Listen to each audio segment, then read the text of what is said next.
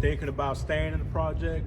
Well, today I am going to show you the easy steps to get that done the right way, convenient and easy way, okay?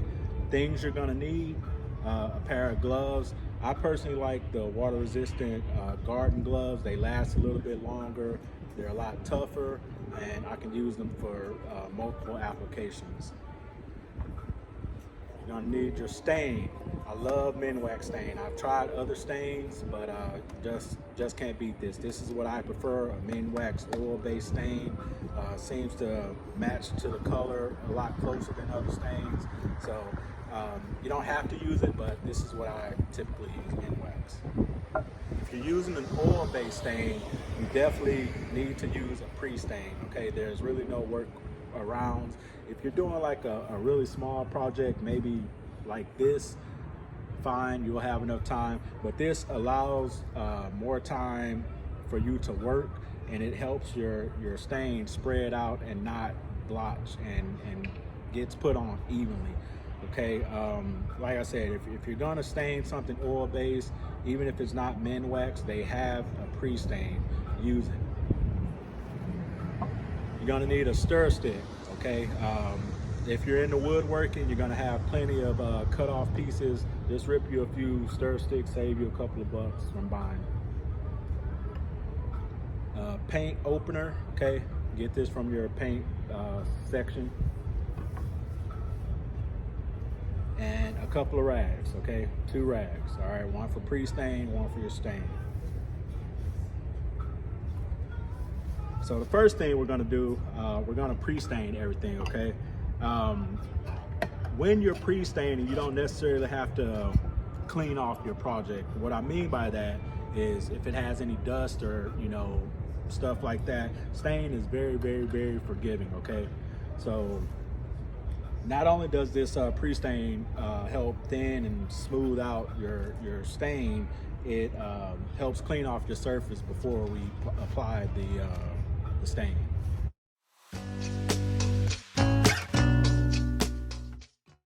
So once we start applying the pre-stain, don't be afraid to use it, okay? What I mean is you can use a generous amount. There really isn't a wrong way to apply this stuff. It doesn't have to be perfect. You just want to spread it out. You don't want it to build up and have puddles on you. And there's really no wait time. It's not going to get tacky or anything. I guess in reference, it acts as a paint thinner to paint, except obviously we're going to use stain here, okay? So it's just helping thin and smooth everything out. And like I said, as you saw there, you just don't want it to puddle up. So just make sure you spread that out as best as you can. There really isn't a wait time either to this stuff. So once you get pre-stain over your entire surface, you're pretty much ready to stain.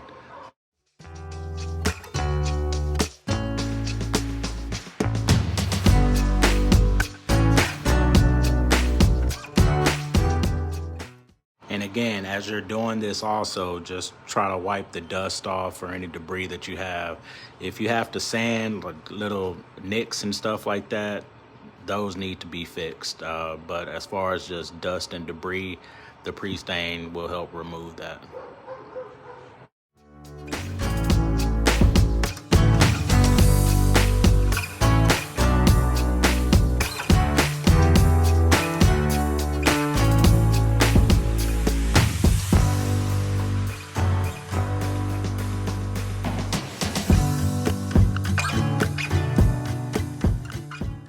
Okay, let's make sure we mix up, get to the bottom of that can, and you'll feel it sometimes. Just make sure you mix it up and bring up all of that sediment from the bottom. Try to raise it to the top so we can get a nice even coat of the color that's on the can as close as we can to match.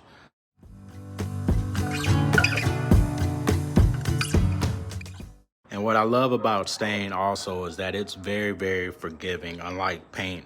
Once you paint something, you just have to leave it alone for a few hours. You don't want any dust, you don't want any wind, you don't even want any loud noises around when you're painting, because it could potentially damage it. But with stain, again, put a generous amount. And honestly, I don't care how you start. It's not really about how you start with the stain.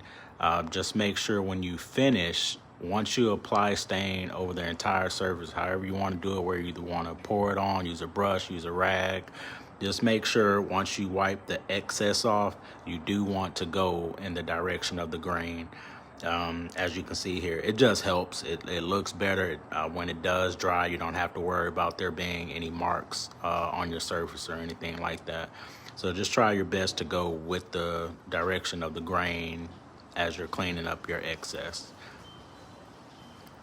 And again, because we don't have to worry about stain being tacky or sticky or anything really adhering to it, I'm able to turn this around, flip it over, lay it on the side, and coat all sides of the project at one time.